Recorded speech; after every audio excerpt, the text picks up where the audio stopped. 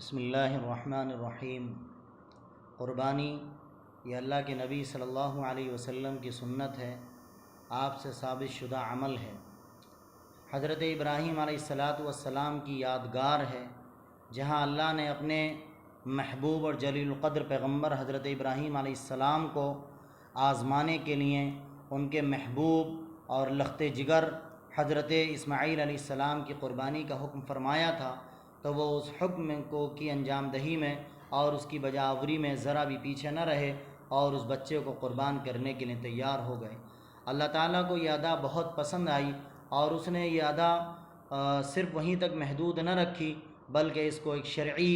نمونہ بنا کر کے قیامت تک آنے والے تمام مسلمانوں کے لیے واجب قرار دے دیا، جس کو ہم ہر سال اس ادائیگی کی اتباع میں ادا کرتے ہیں۔ قربانی کا یوں تو ثبوت ہر دین الہی کے اندر موجود ہے۔ اللہ تعالیٰ نے جو بھی ادیان الہیہ اتارے ہیں اور مختلف انبیاء پر جو دین مختلف انبیاء کو عطا کیے ہیں، سبھی کو قربانی کا کسی نہ کسی درجے میں حکم دیا ہے، جس کا واضح ثبوت حضرت آدم علیہ السلام کے دونوں بیٹے حابیل اور قابیل کے واقعے سے ملتا ہے، جس کا ذکر قرآن پاک میں بھی موجود ہے۔ سورہ مائدہ کے اندر اس کا ذکر تفصیل سے ہے،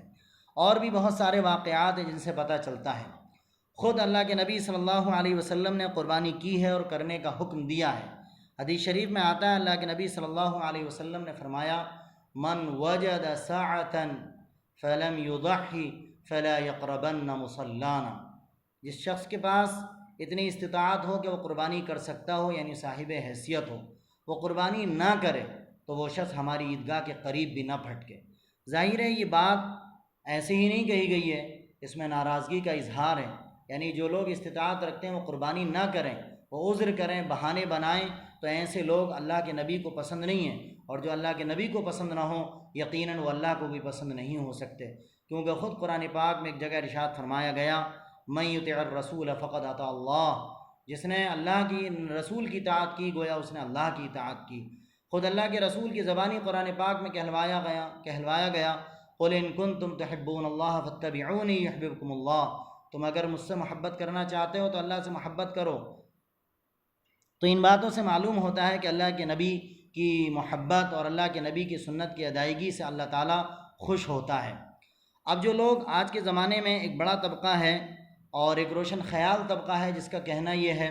کہ قربانی میں اتنی خطیر رقم صرف کرنا، اتنا مال خرچ کرنا، یہ صرف مال کو ضائع کرنا ہے، اس کے بدلے بہتر ہو کہ اس مال کو غریبوں اور یتیموں کی کفالت میں خرچ کر دیا جائے، بیواؤں کی شادیوں کا انتظام اس سے کر دیا جائے۔ ظاہر ہے یہ وہ لوگ ہیں جو شریعت سے محبت نہیں رکھتے ہیں، جو شریعت کو نہیں جانتے ہیں، جو اللہ اور اللہ کے نبی کے طریقے کو نہیں سمجھتے ہیں۔ اگر یہ بات مان لی جائے تو یہ سوال تو ہر عبادت کے اندر پیدا ہو سکتا ہے، یہ سوال حج کے اندر پیدا ہو سکتا ہے کہ اتنی مشقت اٹھانے کی کیا ضرورت ہے، اتنا مال خرچ کر کے انسان اتنی دور جائے اور صرف ایک مسجد کا، ایک جگہ کا کی زیارت کر رہا ہے اور گھوم رہا ہے، اس کو دیکھ رہا ہے، یہ کوئی ضروری نہیں ہے، اس کو وہاں یہیں رہ لینا چاہیے اور اتنے پیسے سے لوگوں کی خدمت کر دینی چاہیے، ظاہر ہے ان کا بھلا ہو جائے گا۔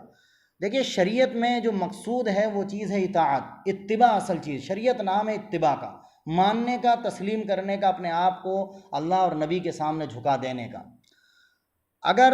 کوئی حکم شریعت کی طرف سے، اللہ کی طرف سے آتا ہے اور وہ حکم ہماری سمجھ میں نہیں آتا ہے تو اس بنیاد پر اس کو نہیں ترک کیا جا سکتا، نہیں چھوڑا جا سکتا کہ وہ ہماری سمجھ سے بالا تر ہے، بلکہ اس حکم کو اس لیے اختیار کیا جائے گا کہ وہ اللہ کا حکم ہے، نبی کا حکم ہے۔ عشق اور محبت میں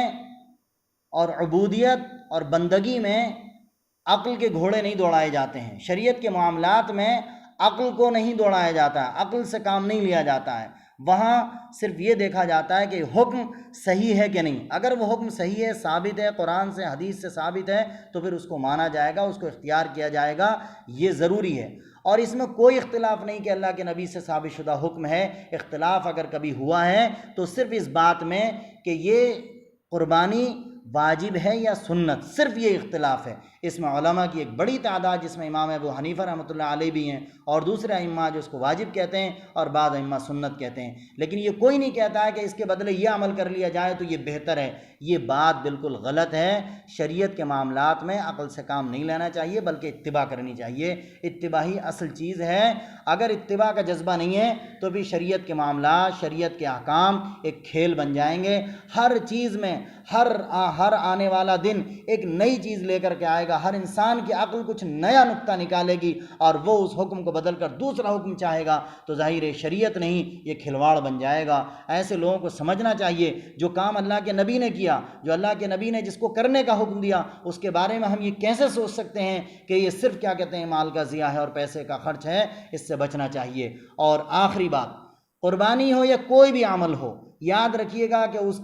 کے اندر روح پیدا ہوتی ہے اخلاص سے۔ قرآن پاک میں فرمایا گیا لَن يَنَالَ اللَّهَ لُحُومُهَا وَلَا دِمَاؤُهَا وَلَكِن يَنَالُهُ التَّقْوَى مِنكُمْ۔ قربانی کے جو جانور ذبح کیے جاتے ہیں، نہ تو ان کا خون اللہ کو پہنچتا ہے، نہ گوشت اللہ کو پہنچتا ہے۔ گوشت بھی انسان استعمال کرتے ہیں، خون بھی ان کا وہی استعمال کرتے ہیں، یہ بہا دیا جاتا ہے۔